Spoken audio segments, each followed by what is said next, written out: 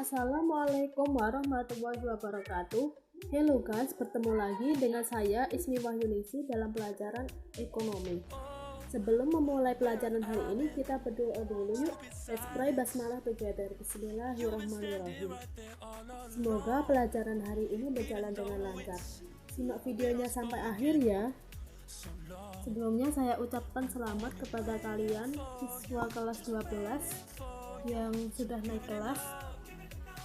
Pada kelas 12 ini kita akan mempelajari akuntansi pada perusahaan jasa untuk semester 1 dan akuntansi perusahaan dagang untuk semester 2. Sebelum kita mempelajari mengenai akuntansi lebih lanjut, saya akan membahas mengenai akuntansi sebagai sistem informasi dengan tadi mendeskripsikan akuntansi sebagai sistem informasi, menyajikan akuntansi sebagai sistem informasi. Dasar akuntansi. Sejarah perkembangan akuntansi. Sistem pencatatan telah ada dalam berbagai peradaban sejak kurang lebih 3010 Masehi. Di antaranya adalah peradaban Kaldea Babilonia, Assyria dan Samaria, kemudian peradaban Mesir, peradaban Cina, peradaban Yunani. Pencatatan belum dilakukan secara sistematis dan belum lengkap. Di Italia, pedagang-pedagang Venesia melakukan pencatatan transaksi keuangan lebih sistematis. Pada tahun 1494, Luca Pacioli mempublikasikan buku berjudul Summa de Arithmetica Geometrica Proportioni et Proportionalita yang berisi ilmu pasti. Dia disebut dengan Bapak Akuntansi atau The Father of Accounting. Sekitar abad 18-19 terjadi revolusi industri yang menyebabkan akuntansi juga berkembang sampai di dataran Amerika saat itu. Sistem akuntansi lebih dikenal dengan Anglo-Saxon menggantikan sistem kontinental. Sejak tahun 1642, pembukuan di Indonesia sudah menerapkan akuntansi yang dikenal dengan adanya UU Tanam Paksa. Saat itu, Belanda menggunakan akuntansi dalam pembukuan. Pada catatan Amophon Society pada suatu perusahaan milik Belanda menggunakan pencatatan sistem kontinental. Tetapi pada perkembangannya sistem tersebut semakin ditinggalkan dan beralih ke sistem Anglo-Saxon. Saat akuntansi, definisi akuntansi. Menurut AISPA, American Institute of Certified Public Accountants, akuntansi sebagai seni mencatat, menggolongkan, serta meringkas transaksi dalam kejadian yang bersifat keuangan ya, dengan cara tertentu dan dalam bentuk satuan uang, serta menafsirkan hasil-hasilnya. Menurut AAA, American Accounting Association, akuntansi adalah proses mengenali, mengukur, dan mengkomunikasikan informasi ekonomi untuk memperoleh pertimbangan dan keputusan yang tepat oleh pemakai informasi yang bersangkutan. Jadi, akuntansi meliputi 3 kegiatan. Yang pertama yaitu mengidentifikasi data, baik data internal ataupun eksternal. Internal yaitu yang berasal dari perusahaan, maupun eksternal yaitu yang berupa dari data dari luar perusahaan. Memproses menganalisis data. Setelah data internal maupun eksternal tadi diperoleh, akan dianalisis lebih lanjut apakah data itu layak atau tidak untuk dimasukkan ke dalam proses selanjutnya. Yang ketiga yaitu mengubah data menjadi informasi yang akan digunakan untuk mengambil keputusan oleh para pemangku kepentingan. Jadi data tersebut nanti akan digunakan untuk mengambil keputusan apakah untuk perluasan usaha, apakah untuk membangun usaha yang lebih baru, atau untuk investasi.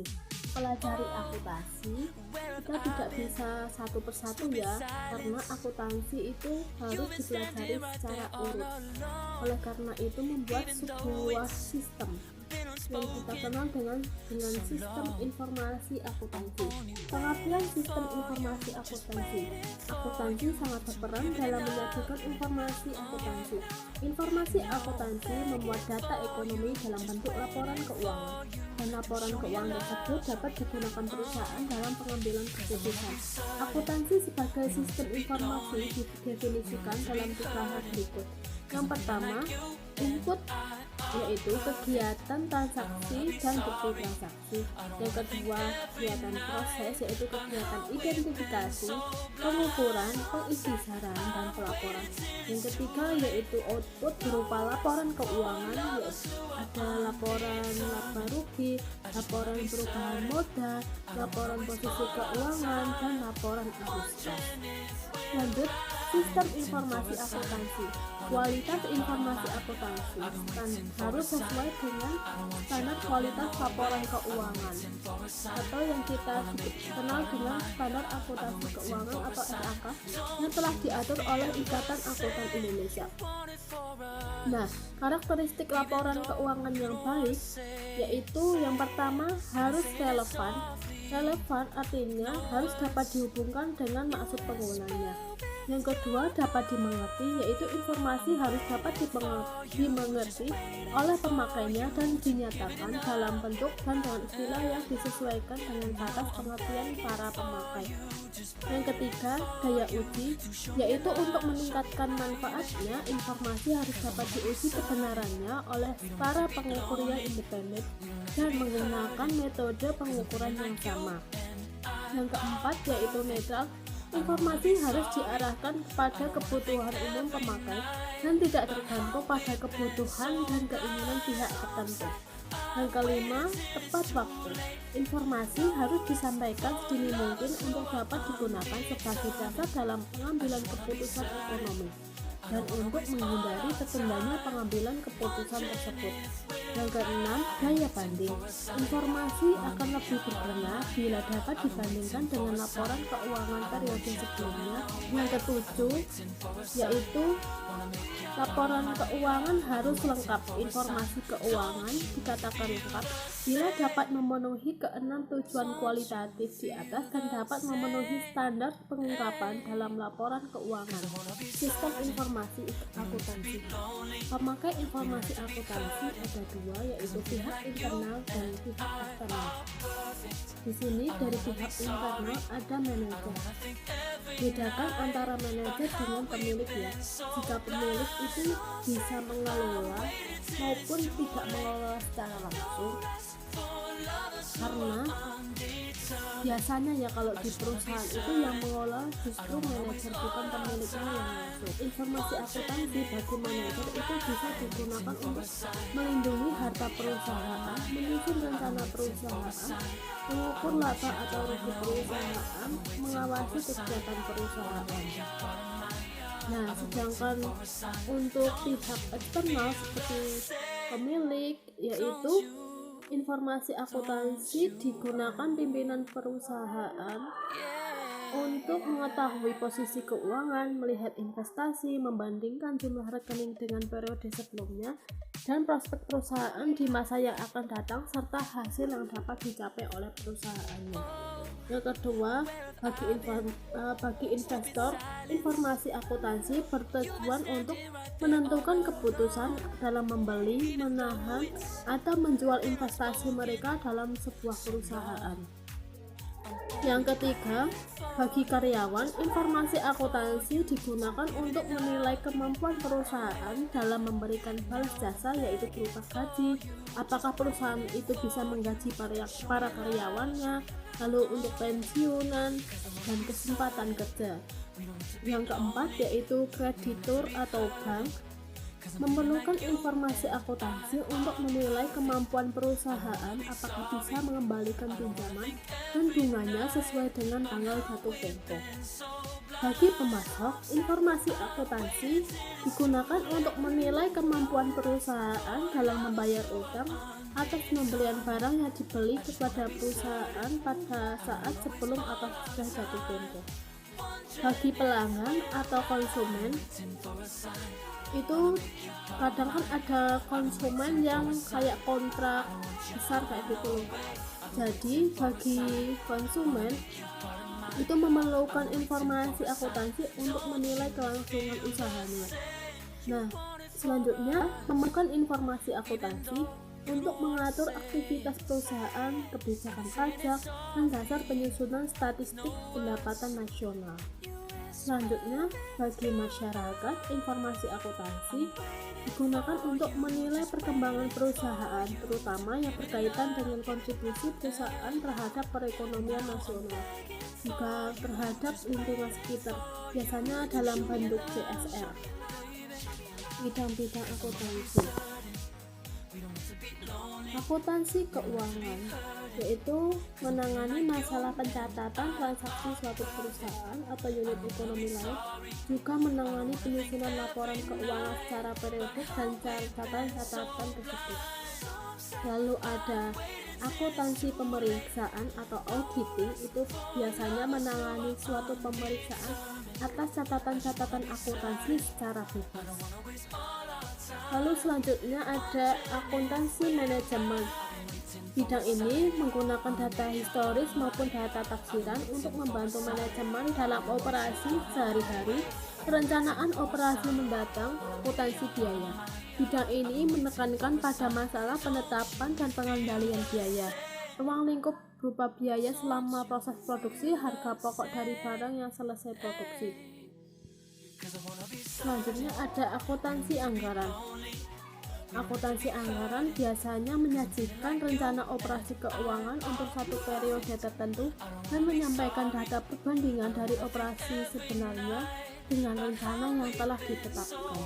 Selanjutnya yaitu akuntansi perpajakan. Bidang ini mencakup penyusunan surat pemberitahuan pajak serta mempertimbangkan konsekuensi perpajakan dari transaksi usaha yang direncanakan. Lalu ada sistem akuntansi pemerintahan. Bidang ini berhubungan dengan pencatatan dan pelaporan transaksi ekonomi di lembaga-lembaga pemerintahan. Saat ini juga telah berkembang berbagai bidang dari akuntansi lainnya,